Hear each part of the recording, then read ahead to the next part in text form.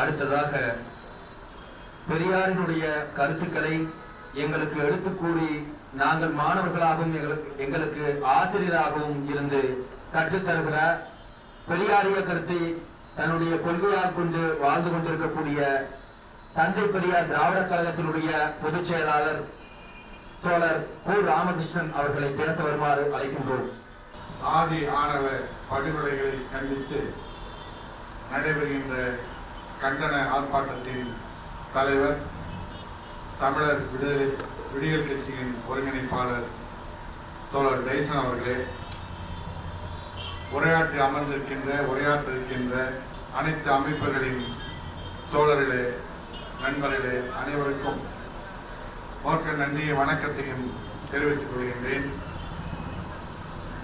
தமிழ்நாட்டிலே இல்லாத வட மாநிலங்களில் நடந்து கொண்டிருக்கின்ற பஞ்சாயத்து என்று ஒரு கோடி தீர்ப்பளித்து பெற்றவர்களே பிள்ளைகளை கொல்ல வேண்டும் என்கின்ற ஒரு காட்டுமிராண்டித்தனமான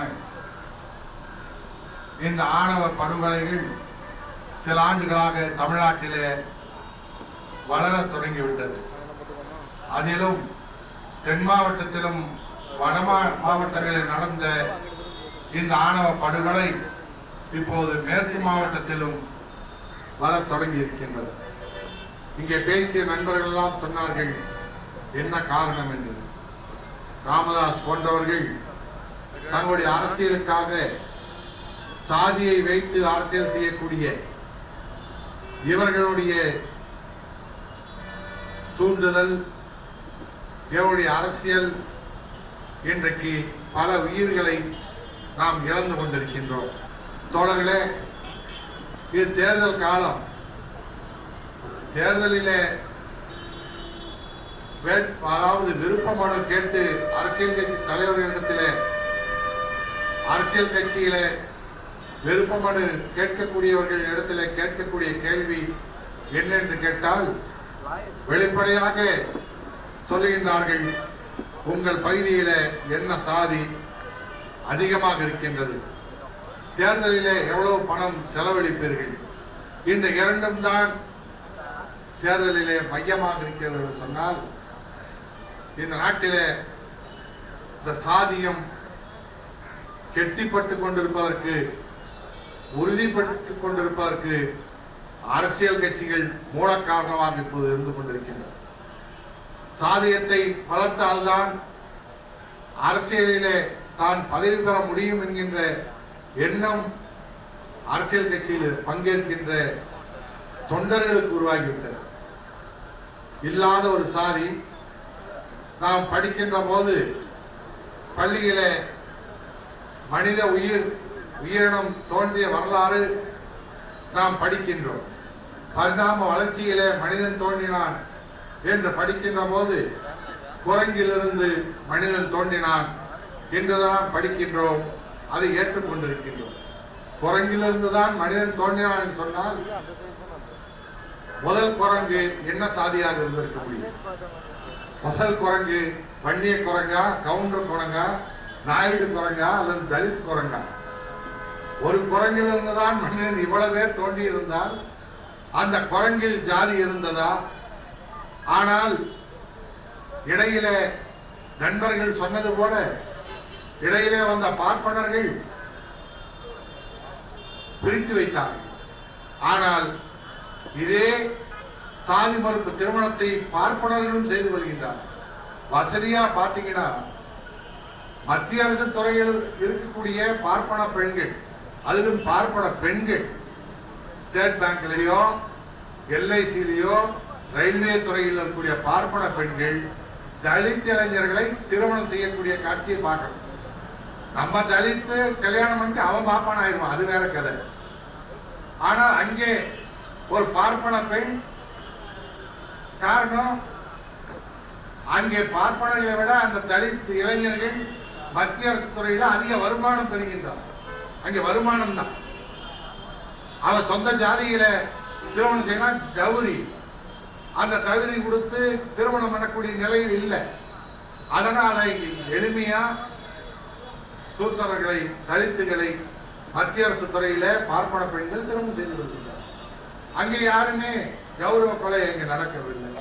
இதுவரைக்கும் கேள்விப்பட்டிருக்கிறோமா? எத்தனை காதல் திருமணம் பார்ப்பன குடும்பங்கள் நடக்குது? எங்கேயாவது ஒரு கௌரவ கொலை நடந்ததாக சரித்திரம் கிடையாது. அவன் ஏத்துக்கிறான். இன்னும் சொல்ல போனால் இந்த கௌசல்யாவுடைய தந்தை அவர் பக்தரா தான் இருப்பார். பக்தர் தான் அவர். பக்தரா இருக்கிற இந்த கௌசல்யாவுடைய தந்தை வணங்குற கடவுள் யாரு? பழனியிலிருந்து தான் வந்து விட்டிருக்காரு. அந்த பழனி முருகனே லவ் மேரேஜ் தான். அந்த பழனி முருகனும் காதல் திருமணம் தான் பண்ணியிருக்காரு. அதுலயும் அப்பவே ரெண்டு. இன்னைக்கு இருந்தா அவர் ஜெயிலுக்கு போகணும். ஏன்னா ஒரு மனைவி இருக்கும் போது இன்னொன்று கட்டக்கூடாது நம்ம சட்டம். அவர் ஜெயிலுக்கு போயிருக்கணும். ஆனால் தெய்வானை இருக்கும் போது இன்னொரு கல்யாணம் பண்ணியிருக்காரு. யார பண்ணியிருக்காரு? கௌசல்யாவது எஸ்சி ஷெட்யூல்டு காஸ்ட் கல்யாணம் பண்ணியிருக்கார் இந்த பொண்ணு. முருகன் எஸ்டி ட்ரைப்ஸ் மலைஜாதி பெண்ண கல்யாணம் பண்ணியிருக்கா, குரத்தியை. ஆனா அந்த கடவுளை, குரத்தியை கலப்பு திருமணம் பண்ணிக்கிற கடவுளை கடவுளா ஏத்துக்கிறான். ஆனா தன்னுடைய மக மட்டும் பக்த மட்டும் சாதி மறுப்பு திருமணமோ காதல் திருமணம் செய்யக்கூடாதா? முரண்பாடு. இந்த நாட்டில் பாத்தீங்கன்னா மகாத்மா காந்தி அவருடைய மகனுக்கு கலப்பு திருமணம் தான் பண்ணி வச்சிருக்காரு. ராஜாஜியுடைய பையன் காந்தி எண்ணெயாற்ற செட்டியாரு ஜாதியில வாணிய செட்டியாரு, ராஜாஜி பார்ப்பனர். ஆயன் கலப்பு திருமணம். சூப்பர் ஸ்டார்னு பாலெல்லாம் ஊத்தி கொண்டாடுறான் பாருங்க. அவர் என்ன கல்யாணம் பண்ணிட்டாரு? இவங்க எல்லாம் சினிமா நடிகர்களுக்கு பாலாபிஷேகம் பண்ணி கொண்டாடுற நடிகருக்கு பூரா காதல் திருமணமும் கலப்பு திருமணம் தான் பண்ணிக்கிறான். அங்கெல்லாம் ஏத்துக்கிறான். அவனெல்லாம் தளபதி ஏத்துக்கிறானுங்க. ஆனால் சொந்த மண்ணில சொந்த குடும்பத்தில தன்னுடைய பிள்ளை தாலி அறுத்தாலும் பரவாயில்ல, எனக்கு ஜாதி கௌரவம் தான் முக்கியங்கிறானே. உண்மையிலேயே அந்த ஜாதி அவனை காப்பாத்துதா? ஜாதி உண்மையிலேயே எங்கேயாவது யாருக்காவது ஜாதி ஜாதின்னு சொல்லிக்குவான், மேய்ச்சியை முறுக்கிக்குவான். இப்ப ஆண்ட பரம்பரை வேற புது பட்டத்தை சூட்டிக்கிறார். ஆண்ட பரம்பரையோ பேண்ட பரம்பரையோ. ஆனா எந்த பரம்பரையாக இருந்தாலும் அவை இல்லாத போது, கஷ்டப்படும் போது, வீட்டுல துன்பம் வரும்போது எந்த ஜாதிக்காரனாவது வந்து எட்டி பார்ப்பானா? 100 ரூபாய் கேட்டுப்பாரு. செல்போன்ல சாதாரணமா தெரியும். உடனே ராங் கால் வரும். கேட்கறோம், கடன் கேட்கலாம் கூப்பிடுறான்னு சொன்னா தம்பியா இருந்தாலும் அண்ணனா இருந்தாலும் இந்த செல்போன்ல வரக்கூடிய வசனம் பூரா வரும். தோழர்களே, உண்மையிலே ஜாதி யாரையும் காப்பாற்றுவதில்லை. இன்னும் சொல்ல போனா ஒரு அடிபட்டுட்டா உடனே ரத்தம் கொடுக்குறான். அந்த ரத்தம் கொடுக்கும் போது உலகத்திலேயே 4-5 வகையான ரத்தம் தான் இருக்கு. A positive, B positive, O negative, ஏர் நெகட்டிவ்னு ஒரு 5 வகை தான் இருக்கு. இந்த 5 வகை ரத்தம் உலகத்துக்கு அண்ணன் சொல்றான் பாருங்க, ஒபாமா. அந்த அண்ணன் ஒபாமாவுக்கும் ஓ நெகட்டிவ்னா அந்த ரத்தம் இங்க இருக்கிற சுப்பனுக்கும் ஓ நெகட்டிவ் இருக்கு. அந்த ரத்தம் உலகம் போறாம இருக்கு. அந்த ரத்தம் 5 வகை. இன்னைக்கு அடிபட்டவன ரத்தம் கொடுக்குறோம். ரத்தம் கொடுத்தா யாரு கொண்டு கொடுக்குறோம்? மனிதாபிமானம் உள்ள தலித் தோழர்கள் தான் கொடுக்குறாங்க, ரத்தம் கொடுக்குறாங்க. அந்த ரத்தம் போய் அடிபட்டு படுத்திருக்கிறவன் ஜாதி சங்க தலைவராக இருந்தாலும் ரத்தம் ஏத்துக்கும் போது அவன் கேட்கிறானா, ஜாதி சங்க தலைவரே, எனக்கு ரத்தம் தான் வேணும், என் ஜாதி ரத்தம் தான் வேணும் அப்படின்னு நான் கேட்கிறேன்னா காப்பாத்தினா போகுது அலறான். உடனே கொடுக்கிற ரத்தம் அங்க ஸ்ட்ரைக் பண்ணுதா? நான் உயர்ந்த ஜாதி ரத்தம் தலித் உடம்புல ஏற மாட்டேன் அப்படின்னு ரத்தம் திரும்பி வருதா? இல்லையே. அங்க ரத்தம் எந்த உயிரா இருந்தாலும் காப்பாத்து. அங்க ரத்தத்துல இல்ல ஜாதி, வெறும் சத்தத்துல ஜாதி வச்சிருக்காங்க. தோழர்களே, இன்னும் சொல்ல போனா தமிழ்நாடு இன்னைக்கு இன்னொரு முறையில முதன்மையான மாநிலமா இருக்கு இந்தியாவிலேயே. மாற்று உறுப்பை சிகிச்சை முறையில மாற்று உறுப்பு சிகிச்சை அடிபட்டா உடனே மூளைச்சாவு அடைந்து விட்டால் உடம்புல அவயவங்கள் இயங்கும். ஆனால் மனிதன் இயங்க முடியாது, எழுந்து நடமாட முடியாது.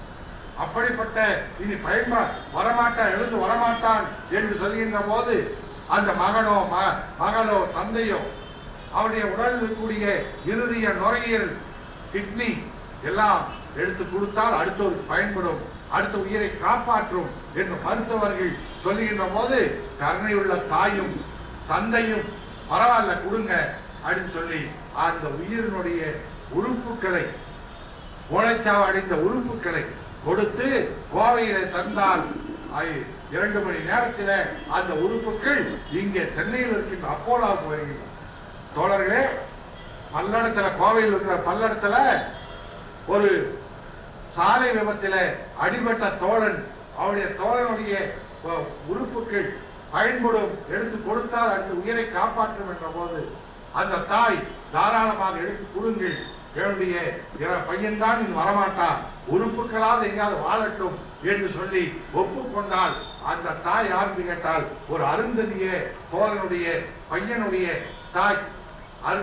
அருந்ததிய தோழனுடைய உடலினுடைய உறுப்புகள் உடனடியாக எடுத்துத்தரப்படுகின்றது. நீங்க சென்னைக்கு அப்போலாவுக்கு வருகிறது. அப்போலாவிலிருந்து அந்த உறுப்புகளை ஒருவன் பெற்று பயன்படுவானால் அவன் யாராக இருக்க முடியும்? மிகப்பெரிய கோடீஸ்வரனா இருக்கணும். கோடீஸ்வரனா இருந்தா யாரா இருப்பாங்க? மேல்ஜாதிக்காரனா தான் இருப்பாங்க. நிச்சயமாக தலித்துகள் கோடீஸ்வரனாக இருக்கவும் முடியாது.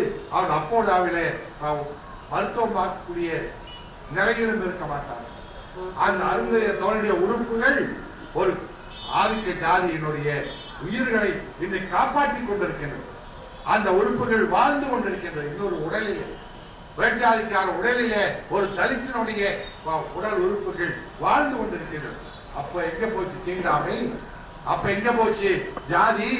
தோழர்களே, இன்றைக்கு இந்த ஆணவ படுகொலை செய்துவிட்டால் காதலை தடுத்து விடலாம், சாதி மறுப்பு திருமணங்களை தடுத்து விடலாம் என்று நினைக்கின்றார்கள். ஆனால் ஒருபோதும் இந்த காதலை கொலைகளால் தடுத்து விட முடியாது. இன்றைக்கு நாங்க சாதி மறுப்பு திருமணத்தை நடத்தி வைப்பதற்காக ஒரு துணை அமைப்பாக கலப்பு திருமணம் புரிந்தோர் நல சங்கம் என்று 10 ஆண்டுகளாக வைத்து நடத்தி கொண்டிருக்கின்றோம். இதுவரை 3000 சாதி மறுப்பு திருமணங்களை நாங்கள் அந்த அமைப்பின் சார்பில் நடத்தி வருகிறோம். போன வருஷம் மட்டும் 400 திருமணங்கள் நடத்தி வைத்திருக்கிறோம். நேற்றைக்கு நடத்தி வச்சுட்டு வந்திருக்கேன். இன்னைக்கு நடத்துவீங்களான்னு போன் பண்ணி கேட்கிறாங்க. நான் சென்னையில் இருக்கேன், அங்க இருக்கிற தோழர்களை வீட்டு நடத்த சொல்லிட்டு வந்திருக்கேன். எப்போ இந்த கொலைகளை எல்லாம் பார்த்த பின்னாடிதான் இந்த கொலைகளை பற்றி கவலைப்படவில்லை. இந்த காதல் என்பது ஒரு இயற்கையான உணர்வு. காதல் என்பது இயற்கையானது. இனி யாராலும் அது தடுக்க முடியாது, யாராலும் தடுக்க முடியாது. பெரியார் தான் 70-80 ஆண்டுகளுக்கு முன்பே சொன்னார்கள், பள்ளிகளை திறந்து விடுங்கள், பெண்களுக்கு கல்வி கொடுங்கள். அந்த பெண்களுக்கு கல்வி கொடுக்கின்ற போது 2 பாலர்களும் படிக்கின்ற ஆணும் பெண்ணும் சேர்ந்து படிக்கின்ற பள்ளிகளை திறந்து விடுங்கள், கல்லூரிகளை திறந்து விடுங்கள். அங்கே தன்னால் சாதிகள் ஒழியும் என்று சொன்னார். ஏன்னா 2 பேரும் பழகிறாங்க, 2 பேரும் வேலை செய்ய இருக்காங்க, 2 பேரும் எல்லாம் இன்றைக்கு எல்லா இடத்திலும் ஆணும் பெண்ணும் பழக்கூடிய வாய்ப்பு நிறைய வளர்ந்து விட்டது.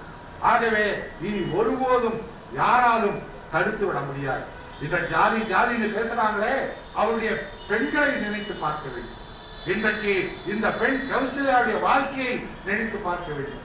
அதிலும் தலித்துகளை திருமணம் செய்தால்தான் அதிகமான படுகொலைகள், கௌரவ படுகொலைகள் நடந்து கொண்டிருக்கின்றன. அதில் பெண் பாதிக்கப்படுகின்றார், அந்த பெண்கள் பாதிக்கப்படுகின்றார். இன்னும் சொல்ல போனால் ஜாதி ஜாதின்னு பேசுறானே, அந்த ஜாதியில் இருக்கக்கூடிய பெண்கள் செவ்வாய் தோஷம் என்று சொல்லி எத்தனை பெண்கள் இந்த கேடுகட்ட இந்து மதத்திலே இந்த மூட நம்பிக்கைகளால் செவ்வாய் தோஷம் என்று திருமணம் செய்ய முடியாமல் ஆயிரக்கணக்கான பெண்கள் வீடுகளிலே முடங்கி கிடக்கின்றார்களே, அவளை பற்றி இந்த சாதி தலைவர்கள் கவலைப்பட்டார்களா? வரதட்சணை கொடுக்க முடியாமல், வரதட்சணை என்ற கேடுகட்ட நிலை தமிழ்நாட்டிலே உருவானது பார்ப்பனர்கள் வந்த பின்னால். இப்போது அதனால் எத்தனை பெண்கள் திருமணம் செய்ய முடியாமல் முடங்கி கிடக்கின்றார்கள். அவர்களை பற்றி ஜாதி சங்க தலைவர்கள் கவலைப்பட்டார்களா? இன்னும் சொல்ல போனால் இன்றைக்கு மத்திய அரசில இடஒதுக்கீடு, மத்திய பெரியார் தான் சாதியத்தை கொண்டு வந்தார். ஒருத்தர் பேசலாம், பெரியார் தான் ஜாதி சங்கத்தை உருவாக்கினார் பெரியார் என்று ஒரு முட்டாள் பேசுறான். கவலைப்பட வேண்டியதில்லை. ஆனால் அந்த பெரியாரால் தான் இன்னைக்கு இந்த இடஒதுக்கீடு காப்பாற்றப்பட்டது. இன்னைக்கு வன்னியராக இருந்தாலும், கவுண்டராக இருந்தாலும், தேவராக இருந்தாலும், காவல்துறையிலும் அரசு துறைகளில் இன்னைக்கு டிஐஜியாக, ஐஜியாக, நீதிபதியாக அத்தனை பேர் வருவதற்கு பெரியார் தான். ஆனால் அந்த இடஒதுக்கீடு மத்திய அரசில மறுக்கப்படுகின்றது.